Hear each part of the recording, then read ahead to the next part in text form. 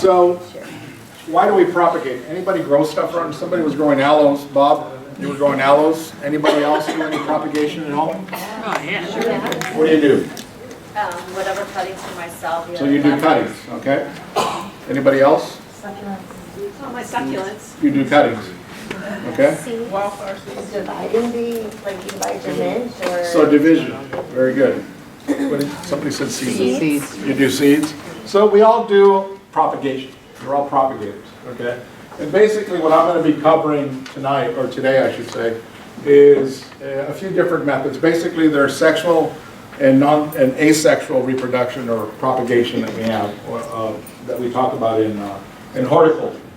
Sexual propagation is of course seeds. Asexual propagation, then we have 4 subcategories in that. We have cuttings, we do grafting, we do division, and what else? That's still division. Tissue culture. Very good. In vitro, tissue culture. Okay? So basically that's the type of horticulture I'm going to speak about today. And I'm just going to barely just kind of touch on in vitro type of reproduction. But first let's talk a little bit about the history.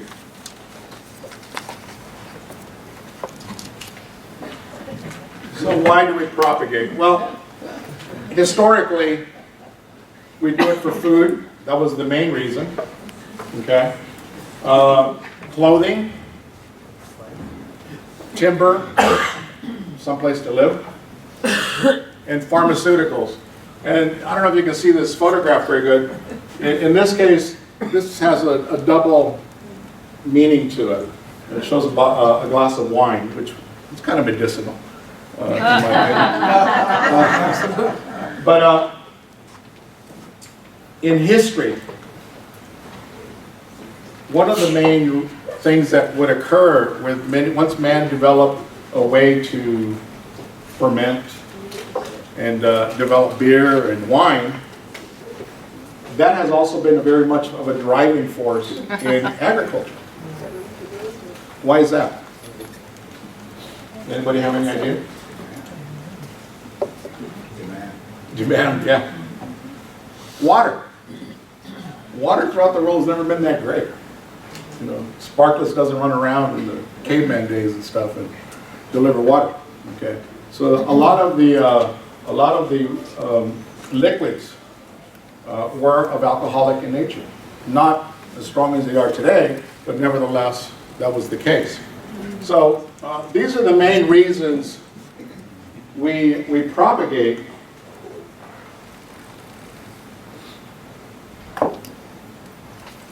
And as we fulfill man's basic needs, food, clothing, and shelter, man slowly started to settle down. Instead of roaming around being a hunter-gatherer type situation, man began to settle down and to develop agriculture, which is the agricultural revolution. Okay?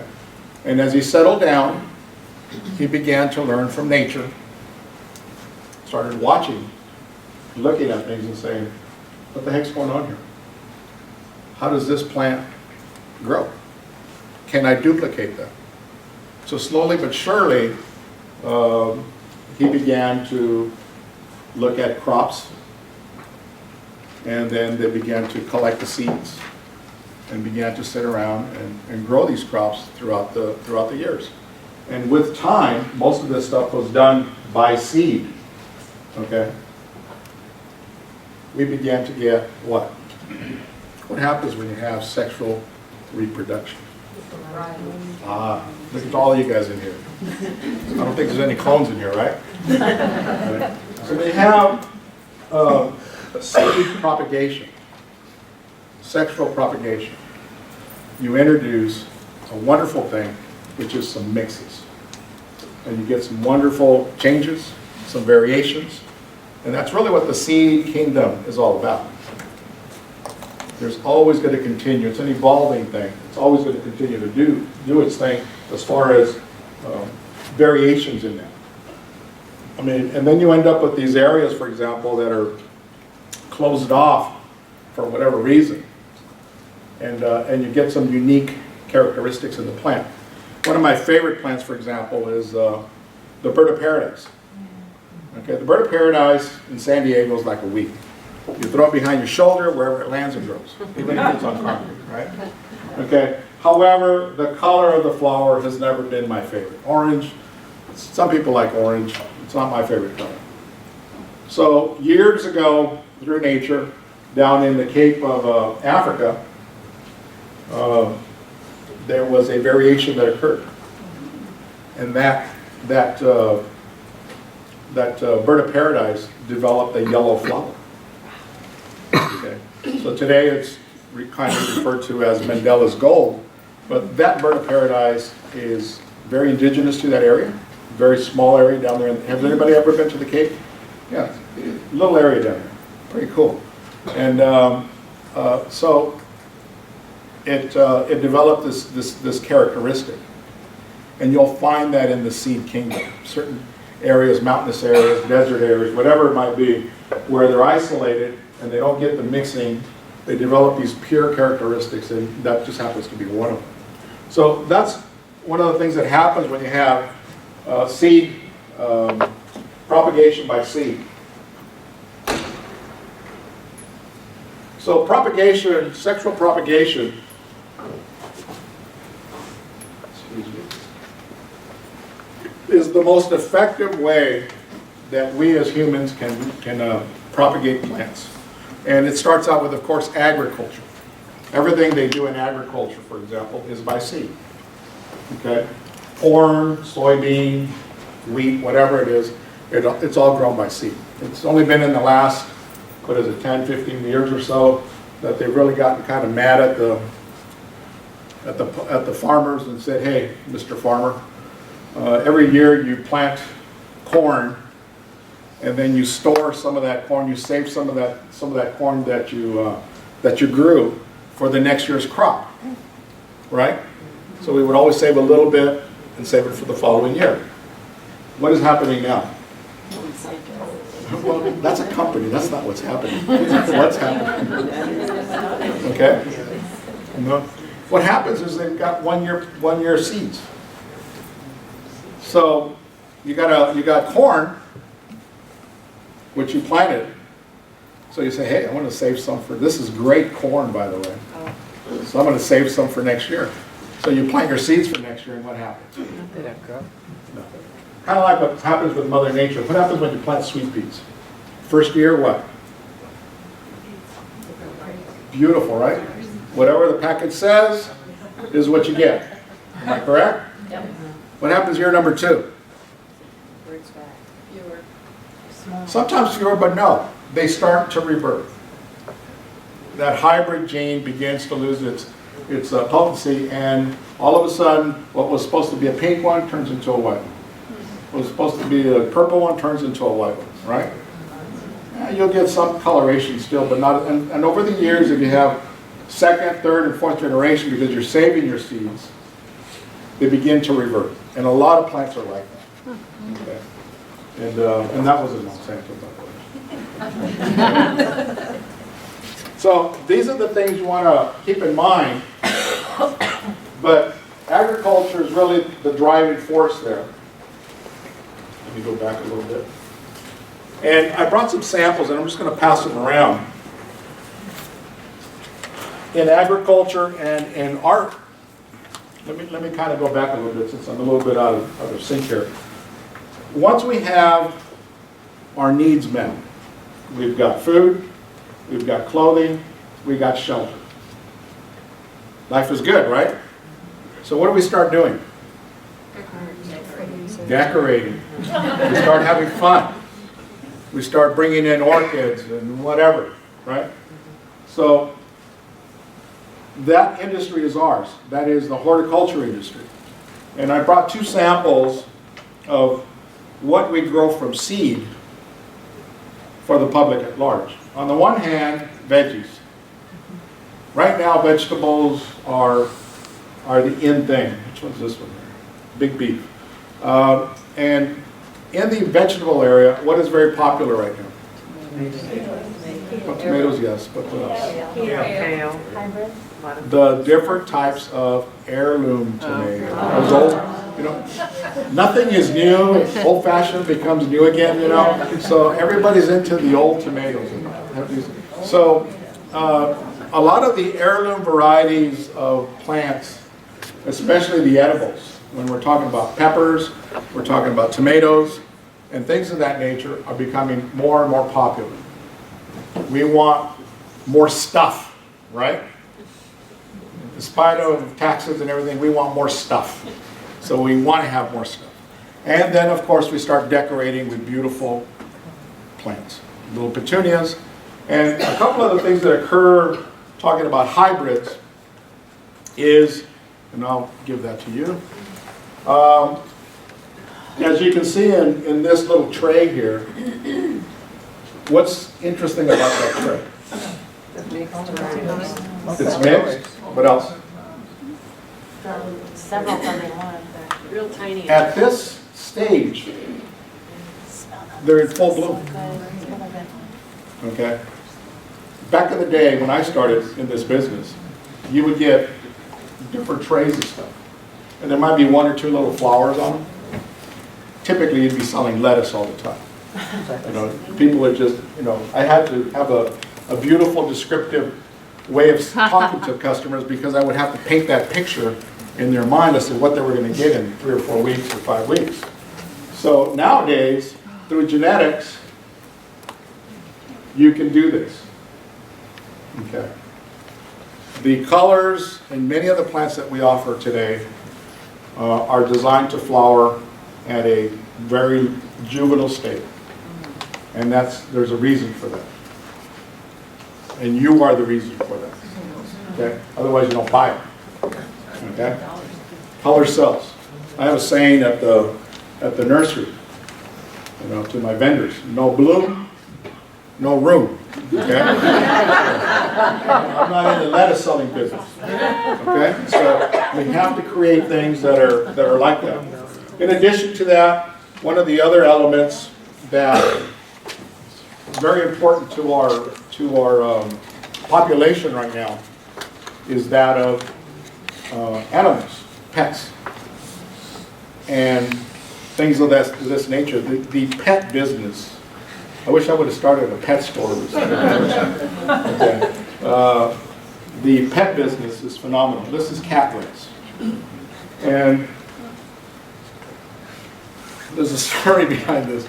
I mean, we started growing the stuff at the nursery just for, you know, to see if I could sell it, right? I got people on Saturday waiting in line to get in for the frickin' cats. I swear to God. I mean, it's like, where's my cat grass this week, you know? And, you know, oh man, this is great. I mean, I didn't realize we were that popular. So, a couple of more samples of sexual propagation. We're looking at natives, and then of course we got your basic seeds.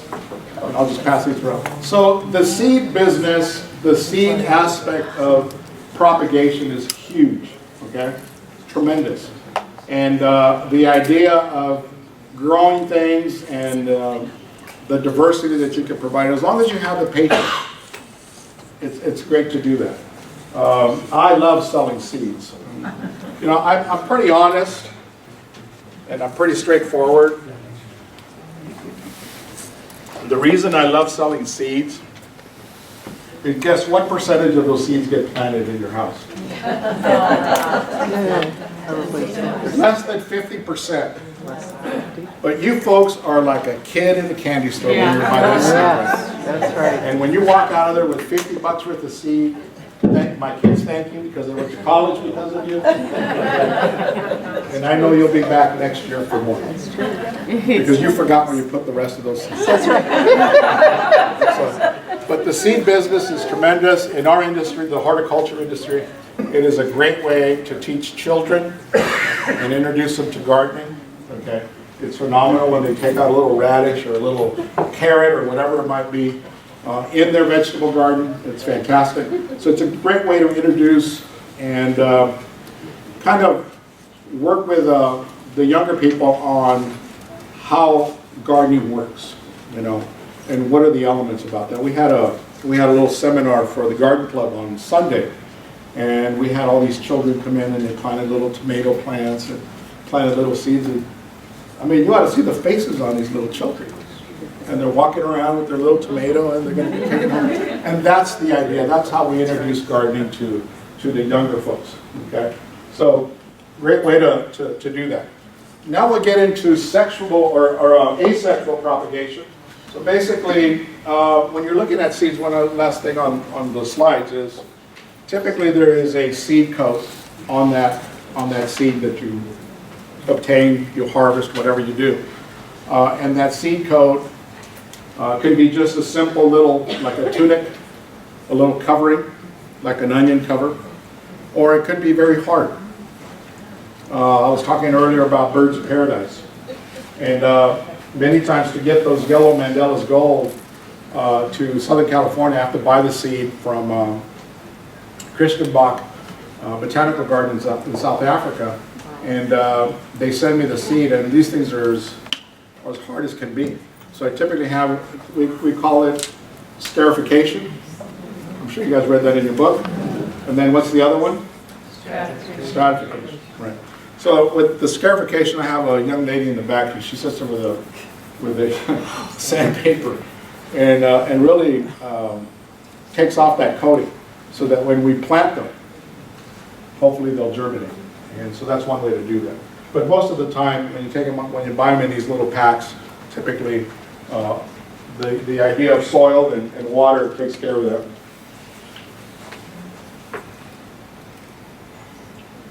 Before I get into the actual of the other four, I want to talk a little bit about tools.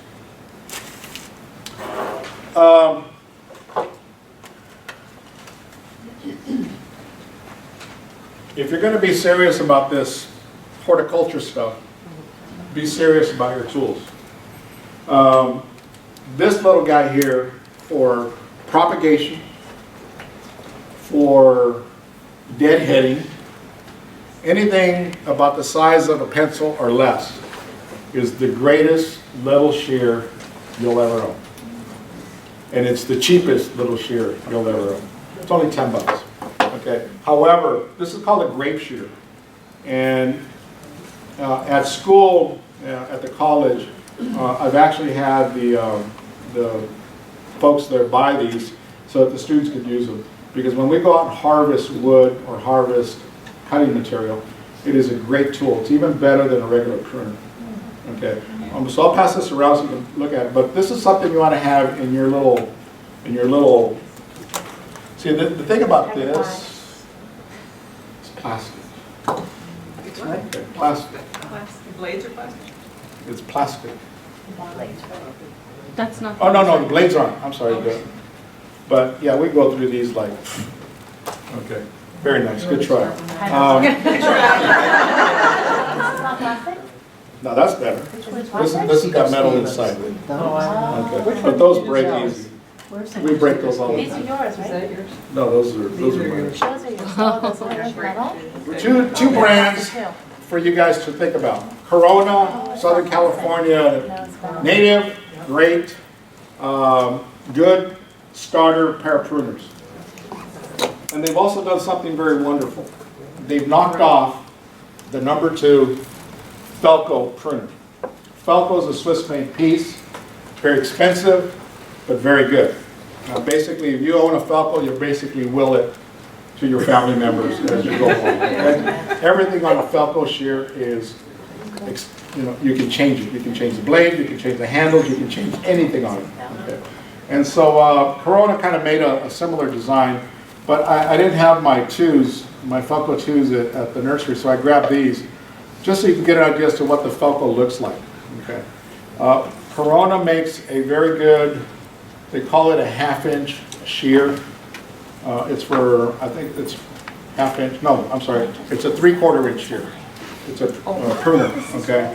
And the 3/4 inch one is a great starter pruner for you. The only problem with Coronas is that they're all forged. So once you wear out the blade, you throw it away. Okay? So you got to throw the whole thing away. So I think it's until they get to the 1-inch size, then it becomes changeable. Yes, ma'am. So you can't sharpen it, is that what you're No, saying? you can sharpen it, but eventually it won't sharpen anymore. The blade will get smaller and smaller. And so the thing is that you'll lose it before that happens, but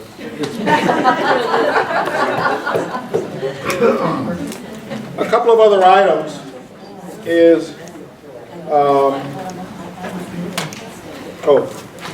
and the other thing you should have is just some form of a sharpener, okay? I've got a couple sharpeners here, and this guy here is like $1,000. I mean, it's like big bucks, but everybody in the nursery uses it, so I guess it works great. So. But anyway, I just wanted to share some of the things you ought to have in your little gardener's bag or propagator's bag. Here's the shear, and then I'm not to grafting yet, but today I'm going to announce a new knife. It's almost like a switchblade. Pretty cool. It scares the heck out of people. So I'll talk about this in a little bit when I get into grafting. Okay. So these are some of the tools you ought to have: grafting knives, and then for bigger projects, something like a small little saw. Sometimes we have to, and then you get into division, and this is what we did. And remind me to talk about the saw and division. But having a good pair of pruners, something you really like. They show a pair of scissors. Those little grape shears are what I consider the scissors. Okay, and then of course some form of a knife. And I do have grafting knives, and I'll show you those. But I'll show you why I pick this funky little blade better over the grafting knife. So make sure you have a reasonable or a quality shear. Anything that is, we use, get confused here. The blade that I just sent around the Corona box, that is called a bypass pruner because the blade bypasses the animal part, okay? And it just works fantastic, so it's good to have one of those. Okay, let's start with cuttings. What are cuttings? Pieces of a plant. Anybody else? Okay, pieces of a plant. Plant material. Okay. Now, pieces of a plant are right here. So what we're actually doing when we're taking cuttings, which is probably one of the most, probably the second best way to propagate, okay, is through the issue or the use of cuttings. And what we're doing is we're taking copies, clones, so whatever characteristics this plant has, when we reproduce it by a cutting method, we're taking all that genetic material and we're giving it to the new plant. So it should be almost an exact copy, okay? Same thing with this one, salvia, and the rosemary. So that's one thing to keep in mind, that from now on we're going to be talking about making copies, okay? And cloning material. The reason we choose different methods of cloning is simply because of expense, when you really get down to it. It is a lot cheaper if I can grow rosemary from a seed, I can do that. But if that process takes too long, then it might be easier to take a cutting as opposed to grafting it, as opposed to dividing it, or in vitro. In vitro is probably your most expensive way of doing anything. So you should only use it, or typically you use it for high-value plants. Does anybody know what I mean by high-value plants? Orchids, yes. okay? Banana,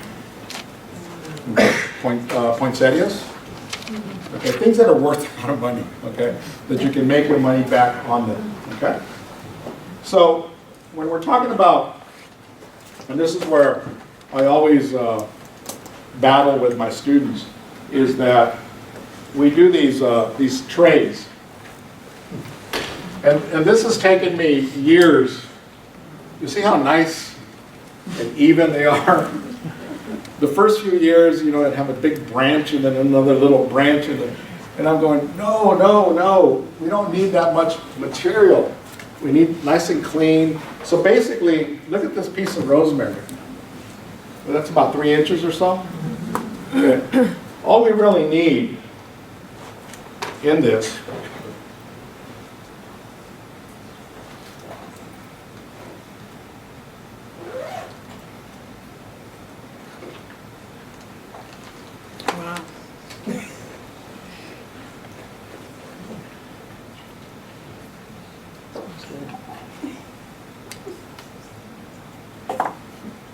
is this much. Okay. Right? So we don't need that much.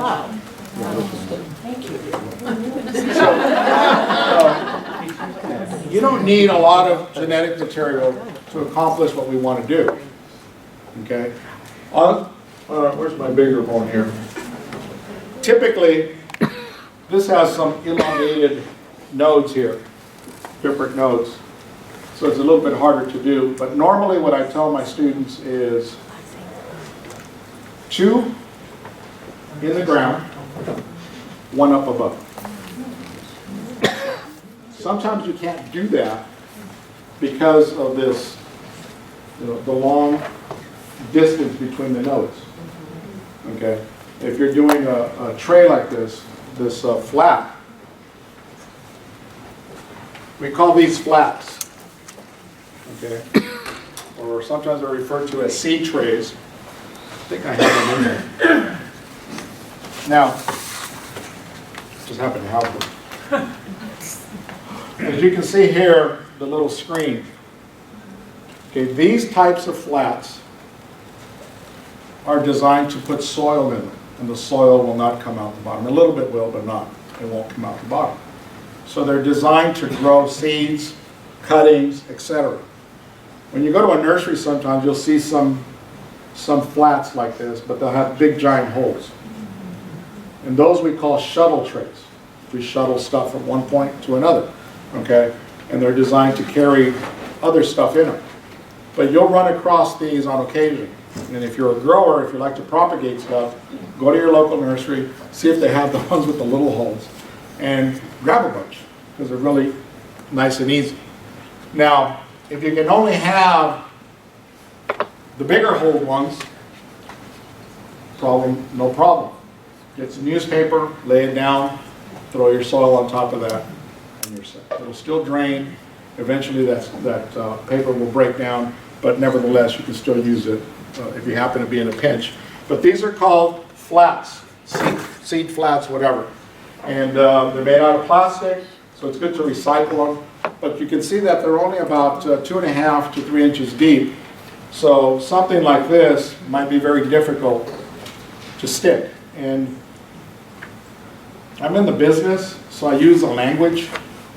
And if I'm saying something and you're saying, what the hell is this guy talking about? Raise your hand, because I'll explain myself. But sticking is taking the cuttings and putting them in the tray. So in this case,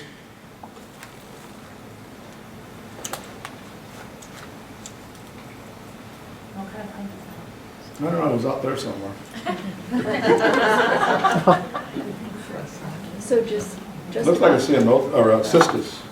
So ideally, if the tray was deep enough, I would bury this much, and I would leave these. And if the leaves are very big, they tend to transpire, meaning that they move water, which is you cut them in half. What? No way. Yes, way. So you don't need a terminal. You don't need the terminal ends. Not unless you're doing tip cuttings. This is a softwood cutting, or semi-hard. But ideally, you would do this, and then this would be sticking out. So this would be up, this would be down below. So this gives you two opportunities for a root system to develop. Okay? And then your new growth would come out the top. Okay? So, and in the cutting business, they have things like, sorry about this, they have like softwood cuttings, tip cuttings, semi-hard, hardwood, et cetera, et cetera. And it all depends on what you're trying to do and the kind of facilities you have. For example, this is also a little cutting. You can already see how quickly they begin to start flagging or weeping, okay? So it's important that when you harvest your cuttings, you do it early in the morning, cool part of the day, or you put them in a little ice chest with a little bit of ice in there, just to kind of keep them fresh. But if you don't get to them right away, once you start getting to this point, they slowly begin to lose their vigor. Okay? So again, very important that depending on what you're harvesting, for example, that rosemary, I could probably leave half a day and there's nothing going to happen to it. But in this particular case, I've got Salvia leucantha that's sitting out there, and you can already see that it's starting to flag. So this is one more thing you want to be aware of when you're harvesting your material for cuttings, is that you want to make sure that it's fresh, it's ready to go. But believe it or not, some of the stuff that you guys buy at your local nurseries, where do you think those cuttings originate? The garden, around the nursery. The cuttings originate in Central America, in Israel. Okay, you go down to the airport on any given morning, and it's like a box city of all these materials that are coming in out of country and immediately being shipped. They have to be stuck. You got to stick these things within, I think it's 48 hours at the most, 2 days. Okay, and so you can imagine what kind of a job it is. Okay, but again, making sure you harvest clean material and that you do it as quickly as possible. Bob, you're not going to like this, but you should always think about when you're doing cuttings, it should be use hygiene, spray your tools with alcohol, 10% solution of Clorox or fire, okay? And you should only harvest material from clean plants. Otherwise, you take those gold things and give them to everybody else, okay? So be aware of that. Anyway, let me get back, so I only got 15 minutes on this side here. So here we have a cutting. So one of the things that we can do here, and then just pretend that this is fresh. It's transpiring. I'm going to do what they call a tip cutting.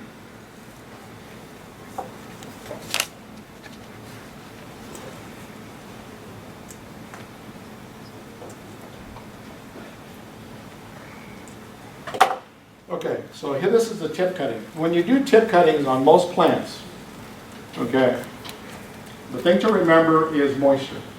So we're trying to eliminate a little bit of moisture loss by cutting off that foliage, okay, because we're going to plant it to this depth here, right here. This is what's going to be sticking out. And the problem is that they lose moisture very rapidly.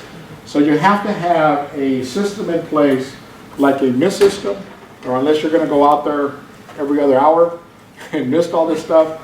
Otherwise, these things tend to flag very quickly and could not, and might not be taking, okay? So keep that in mind.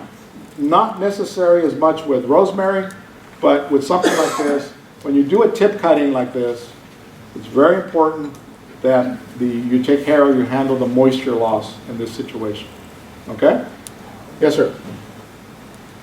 I was always taught to put the cutting in water for to let some roots grow. That's not necessary. No, you did that as a kid with avocados and whatever. We don't have that kind of time in production, okay? It's got to be, you know, sink or swim.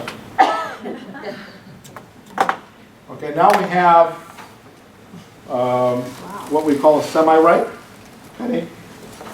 Okay, and this is basically semi-hardwood. Basically, if you look at any plant, you're going to notice that it's got shades of coloration. On the very top during the growing season, it's kind of almost, depending on the plant, it could be light green, limey, green color, very soft. You know, if you look at this citrus over here, for example, some of this is already starting to harden up, by the way, but it's real soft, real glossy. Okay, that's your softwood. Okay, typically, if you look at the color down the branch, typically that is growth within the last 30 days, 45 days on the outside. So that's your softwood. That just happened. As you go down deeper, that color begins to change, sometimes into a brownish color, a little harder, more rigid. Even the leaves take on a different coloration sometimes. It's dark. Then you get into semi-hardwood. And then when you get closer to the trunk, you end up with what? Hardwood, right? Now, hardwood, typically what we do for cuttings is normally for trees or shrubs that go dormant, such as a apple tree or a I don't know, birch tree that lose their leaves. And normally we take what we call hardwood cuttings. We take them in the fall, early winter. If we're not going to stick them yet, what do we do with them? Cold storage. We find a place that we can store them, okay? So that we can use them and stick them later on. Okay? Now, if you got about a 6-inch cutting, it's not going to work very well in those grower trays, right?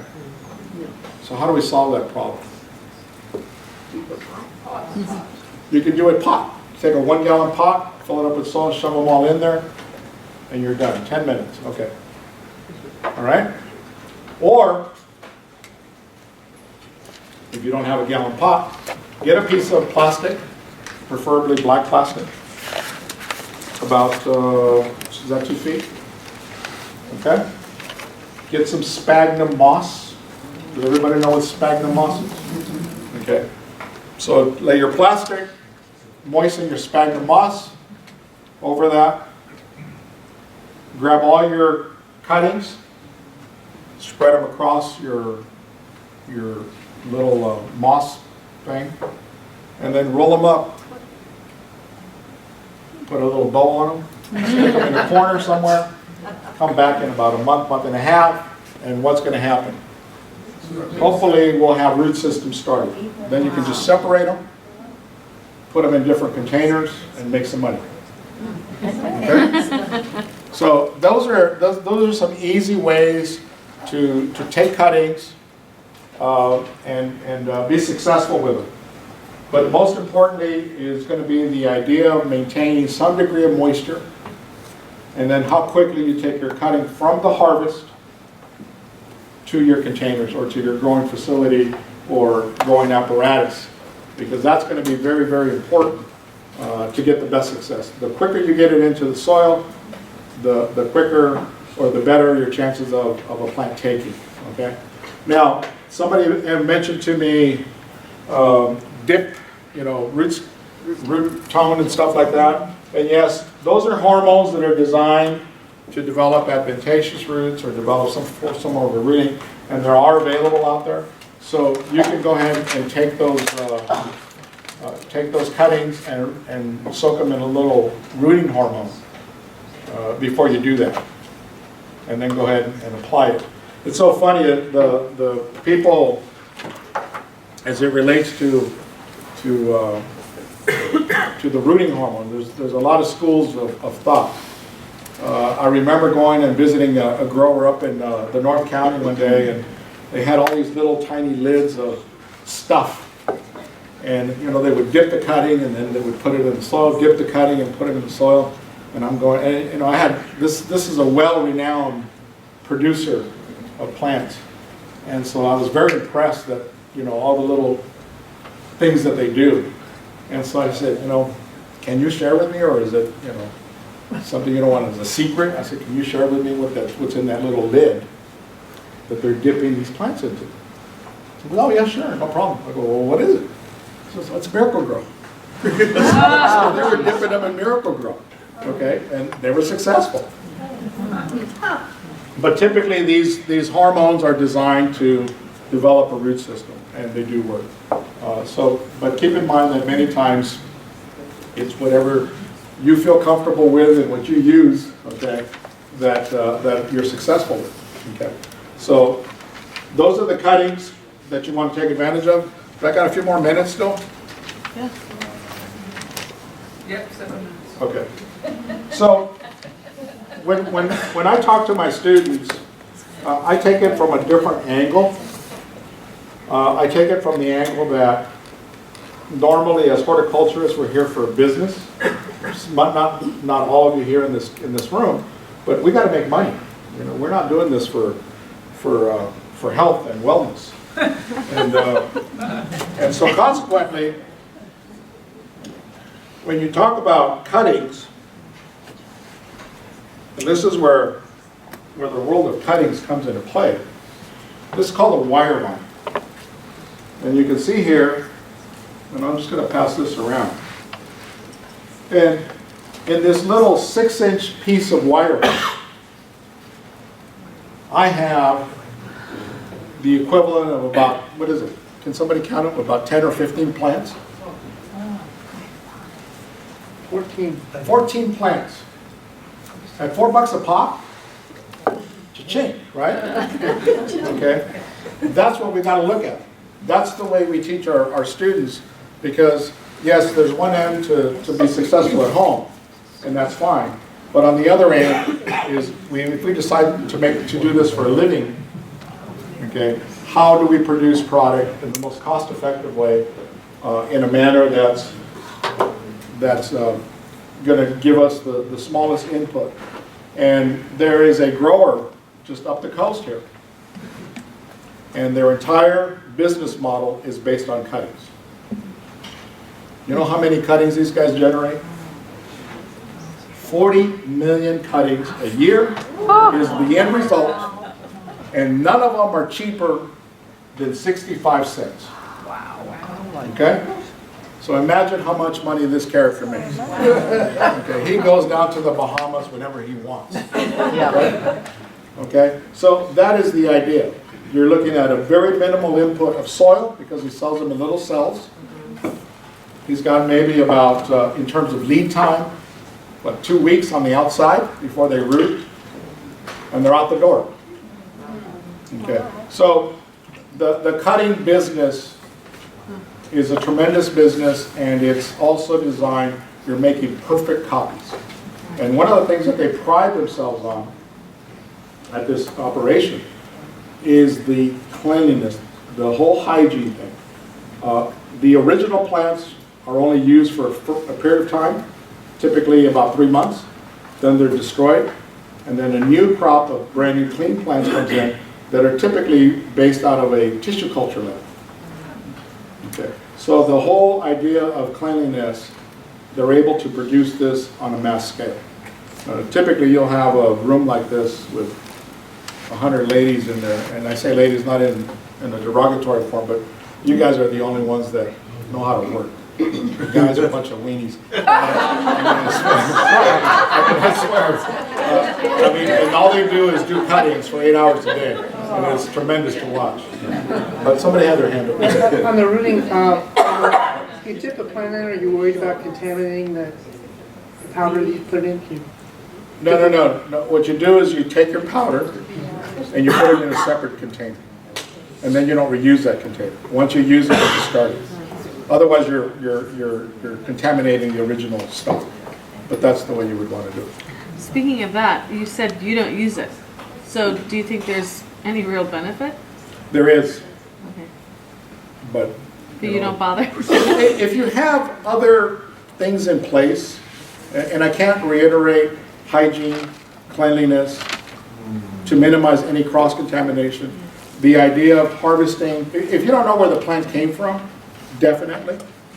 But if you know that it's clean stock, you don't need all the stuff that goes with it. Does that make sense? Yeah. Yes, ma'am. Are you going to talk about the kind of soil?